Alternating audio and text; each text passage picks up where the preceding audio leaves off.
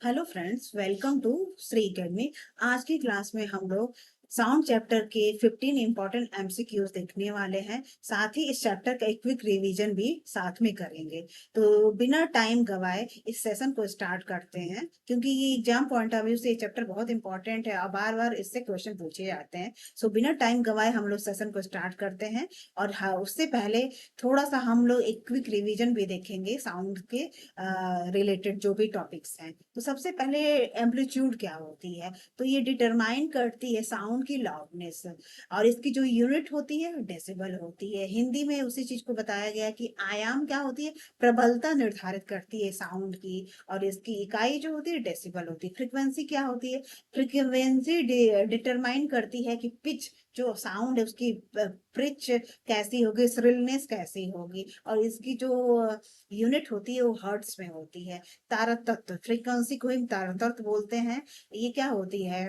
Frequency को आवृत्ति बोलते हैं। और ये क्या होगा, तारतत्व निर्धारित करती है कि मतलब किसी साउंड की पिच कैसी होगी। ये सब डिसाइड करता है, कौन करता है? फ्रीक्वेंसी करता है, और इसकी इकाई हर्ट्स होती है। जैसे कि इस वेव में हम देख रहे हैं तो क्या है, ये दिखा रहा है कि कोई जो साउंड एक वेव होती है, तो वो क्या होता है, हाई है या उसकी एम्पलीट्यूड हाई है कि लो होती है। जैसे कि हम देख रहे हैं कि यहाँ पे जो वेव है बहुत छोटी वेव है, और बहुत ऊपर नीचे की जो ये ऊंचाई और होती है, ऊपर नीचे जो जाने की वेव होती है, ये जो ये होता है ये फाइनली डिसाइड करता है एम्पलीट्यूड। तो हम देख रहे हैं कि इस वेव में एम्पलीट्यूड हाई है, क्योंकि जो वेव है हाई ऊंचाई तक और हाई नीचे तक जा रही है। इसमें इसमें इसकी ऊंचाई और नीचे जो नीचे की है वो दोनों कम है। तो ये क्या, फ्रीक्वेंसी इस वेव की जो एम्पलीट्यूड हाई है, इसकी क्या है, ये कम है।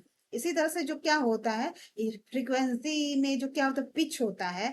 और ये जो जैसे जैसे यहाँ पे क्या है, लो पिच है। यहाँ पे जो हम देख रहे हैं कि इस वाले वेव में कि जो वेव्स है वो बिल्कुल पास पास में है, तो कंप्रेशन तरह से वेव में दिख रहा है। तो इस तरह क्या है, यहाँ पे हाई पिच है, और यहाँ पे हम लो पिच देख रहे हैं, क्योंकि वेव्स जो है दूर दूर रह रही हैं, तो इसको हम लो पिच कहते हैं। अब हम लोग क्वेश्चन देखना स्टार्ट करते हैं। The to and fro motion of an object known as, किसी वस्तु की इधर उधर आगे पीछे की गति को हम क्या कहते हैं? मैंने इस चैप्टर को ऑलरेडी पढ़ाया हुआ है। अगर आप देखना चाहते हैं तो हमारे चैनल पे जाके आप साउंड चैप्टर को देख सकते हैं। हमने इसमें बताया कि साउंड के लिए बहुत इंपॉर्टेंट है कंपन होना। वाइब्रेशन इज वेरी इंपॉर्टेंट, क्योंकि कंपन होता है तभी जो वेव जो साउंड होती है वो वेव बनती है, और वो फिर फाइनली हमारे कानों तक पहुंचती है। तो किसी वस्तु के आगे पीछे और इधर उधर की जो गति को हम क्या बोलते हैं? वाइब्रेशन, कंपन बोलते हैं। द नंबर ऑफ ऑसिलेशंस पर सेकेंड इज कॉल्ड फ्रीक्वेंसी होती है। वन ऑसिलेशन पर सेकेंड क्या होती है? हर्ट्स होती है। और हमने क्या देखा था कि जो फ्रीक्वेंसी होती है उसकी जो, सॉरी, तो देखिए one oscillation per second hertz होती है। और इसको हिंदी में ऑसिलेशन को हम दोलन बोलते हैं। वन दोलन प्रति second equal to one hertz. तो जो number of oscillation per second में जितने होते हैं उसको हम लोग फ्रीक्वेंसी बोलते हैं। Which of the following is the best strategy to introduce class 8 student to the concept of vibration as the cause of sound? कक्षा 8 के छात्रों को ध्वनि के कारण के रूप में कंपन की अवधारणा से परिचित कराने के लिए निम्नलिखित में से कौन सी रणनीति सबसे अच्छी होगी?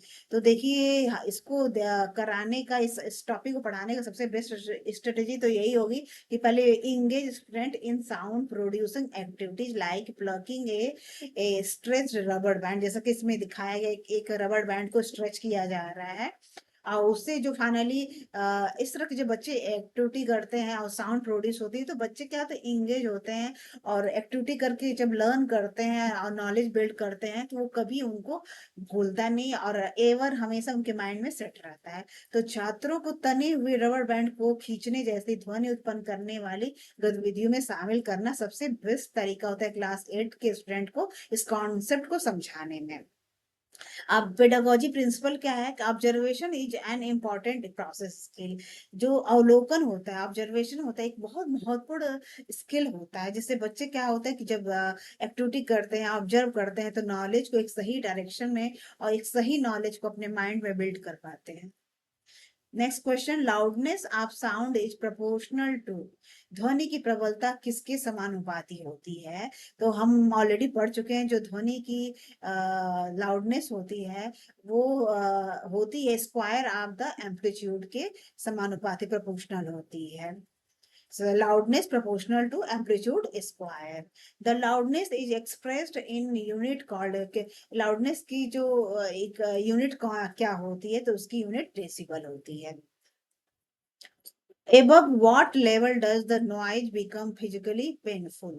अब देखिए किस स्तर के ऊपर शोर जो होता है वो शारीरिक रूप से कष्टदायक हो जाता है। तो एबव 80 डीबी के ऊपर जब शोर होता है तो ये पेनफुल नॉइज में आता है। जैसे हम साउंड है, लेकिन साउंड क्या होता है, जब पेनफुल तब हो जाता है जब बहुत हाई उसका जो वाइब्रेशन, जो उसका फ्रिक्वेंसी बहुत हाई रहती है, एबव 80 डीबी, ये बहुत पेनफुल हो जाता है और ये शोर के कैटेगरी में आ जाता है। तो यही answer will be C. The frequency determines of a sound, जो फ्रीक्वेंसी, तो आवृत्ति ध्वनि की क्या निर्धारित करती है? ये जो फ्रीक्वेंसी होती है पिच को या श्रिलनेस को, मतलब एक तरीके से तीखापन या तारतत्व को निर्धारित करती है। लो फ्रीक्वेंसी मतलब लो पिच, हाई फ्रीक्वेंसी मतलब high pitch. What is the range of Audible frequencies for human ears? तो ह्यूमन ईयर के लिए जो ऑडिबल फ्रिक्वेंसी होती है 20,000 हर्ट्स तक की जो वॉइस होती है वो ह्यूमन के लिए ऑडिबल होती है। उससे 20,000 से ऊपर की जो वॉइस होती है बहुत ही मिनिमम, कुछ जो होते हैं एनिमल्स होते हैं वही सुन सकते हैं। जैसे फॉर एग्जांपल जैसे डॉग है, वो सुन सकता है 20,000 के ऊपर का, लेकिन ह्यूमन नहीं सुन सकता है। Sound of frequency less than are called, 20,000, 20 hertz से नीचे की जो फ्रीक्वेंसी होती है उसको क्या बोला जाता है? इनऑडिबल या इंफ्रासोनिक बोलते हैं। मतलब ये ह्यूमन को सुनाई नहीं देती है और इसको ये इंफ्रासोनिक रेंज में आती है। Next question, which animal has the ability to hear sound of frequencies higher than 20,000 hertz? किस जानवर में 20,000 हर्ट्ज से अधिक आवृत्ति की ध्वनि सुनने की क्षमता होती है? Human, dog, snakes, fish. Option will be B, dogs में होती है। Police use high frequency whistles detectable only by dogs, police उच्च आवृत्ति वाली सीटियों का उपयोग करती है जिन्हें केवल कुत्ते ही सुन सकते हैं। और ये जो 20,000 से ऊपर की जो साउंड होती है उसको हम क्या बोलते हैं? अल्ट्रासोनिक वेव्स बोलते हैं। और 20 हर्ट्ज से नीचे की आवाज होती है इंफ्रासोनिक बोली जाती है, जो कि मैंने पीछे आपसे अभी डिस्कस किया था। In a medium, nature of sound waves is, माध्यम में ध्वनि तरंगों की प्रकृति कैसी होती है? तो ओनली लॉन्गिट्यूडनल, केवल अनुदैर्ध्य होती है। और यहाँ पे हाँ, यही answer will be B. Sound waves propagate because of formation, जो ध्वनि तरंगे किसके निर्माण के कारण फैलती हैं? तो देखिए कंप्रेशन और रेयर फैक्शन की वजह से ये जो साउंड वेव्स होती हैं ये उनका निर्माण होता है और ये आगे ट्रांसपोर्ट होती हैं।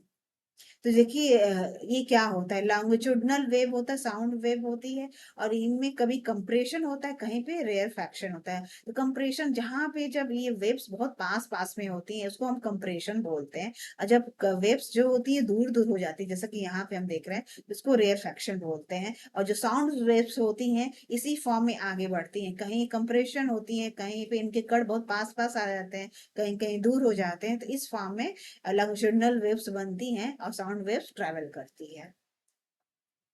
Sound waves consist of 20 compressions and 20 rarefactions in 10 meter length. Wavelength of the waves is, एक क्वेश्चन है इसमें, इसकी तरंगों की जो लंबाई 10 मीटर है और 20 संपीड़न और 20 विरलन होते हैं। तो इस तरह से हम देख सकते हैं कि जो वेव है उसकी तो हमें क्या निकालना है? वेवलेंथ निकाल। तो वेवलेंथ की फॉर्मूला होती है total length upon total number of waves. तो टोटल लेंथ क्या है? 10 मीटर, ठीक है। और वेव्स क्या है, नंबर ऑफ वेव्स 20 है, क्योंकि जो साउंड वेव्स होती है उसमें संपीड़न भी होता है और रेयरफैक्शन भी होता है। तो टोटल वेव्स आपको 20 ही होगी, आपको कंफ्यूज नहीं होना है कि 20 संपीड़न है 20 विरलन है। एक ही वेव है, एक ही वेव में दोनों तरह की साउंड वेव्स में ये संपीड़न और विरलन देखने को हमें मिलता है। ठीक है, तो 10 डिवाइडेड बाई 20 जो होगा 0.5 मीटर। और इसका आंसर, क्योंकि यहाँ सेंटीमीटर में पूछा गया है, तो we will give answer in centimeter, तो 50 सेंटीमीटर। और तरंग दैर्ध्य जो होती है वो क्या होती है, 1 संपीड़न प्लस 1 विरलन, जैसा कि मैंने आपको बताया था। अब नेक्स्ट क्वेश्चन देखते हैं, speed of sound wave is maximum vacuum, water, air and steel. तो speed of sound is maximum होती है आपके ठोस में होती है, और ठोस का एग्जांपल यहाँ पे स्टील होती है। स्टील में सबसे ज्यादा साउंड वेव्स की स्पीड मैक्सिमम होती है। Answer will B D. तो यहाँ पे दिखा गया है कि स्पीड ऑफ साउंड कंपेयर अगर हम करें तो एयर और गैस में होती है 340 मीटर पर सेकेंड, वाटर और लिक्विड में होती है 1480 मीटर पर सेकेंड, आपको ये पता होना चाहिए। और स्टील और सॉलिड में होती है 5920 मीटर पर सेकेंड के साउंड से चल साउंड की स्पीड होती है। ये डेसिबल क्या होती है, मेजर ऑफ साउंड लेवल। जो साउंड लेवल होती है उसकी क्या होती है, मेजर, एक माप होती है, क्या होती है, डेसिबल होती है। ये जर्नी ऑफ साउंड को भी हम लोग थोड़ा सा देख लेते हैं। साउंड के जो सोर्स होता है वो क्या होता है, वाइब्रेशन होता है। ये किस टाइप की वेव होती है, लॉन्गिट्यूडनल वेव होती है, जिसमें कंप्रेशन और रेयरफैक्शन दोनों होते हैं। इसके लिए मीडियम रिक्वायर्ड होती है। सबसे ज्यादा स्पीड जो होती है सॉलिड में होती है। और इसमें दो चीजें होती हैं, एम्पलीट्यूड होती है, फ्रीक्वेंसी होती है। जो साउंड की जो साउंड होता है उसमें क्या होती है, उसकी जो एम्पलीट्यूड डिसाइड करती है, लाउडनेस उसकी एम्पलीट्यूड बताती है। और जो फ्रीक्वेंसी होती है वो पिच साउंड की डिसाइड करती है। तो आई होप आप लोगों को वीडियो अच्छी लगी होगी। अगर वीडियो अच्छी लग रही तो लाइक शेयर सब्सक्राइब जरूर करें। साथ ही कमेंट बॉक्स में अगर कोई सजेशंस हैं तो भी बताएं। Thank you so much.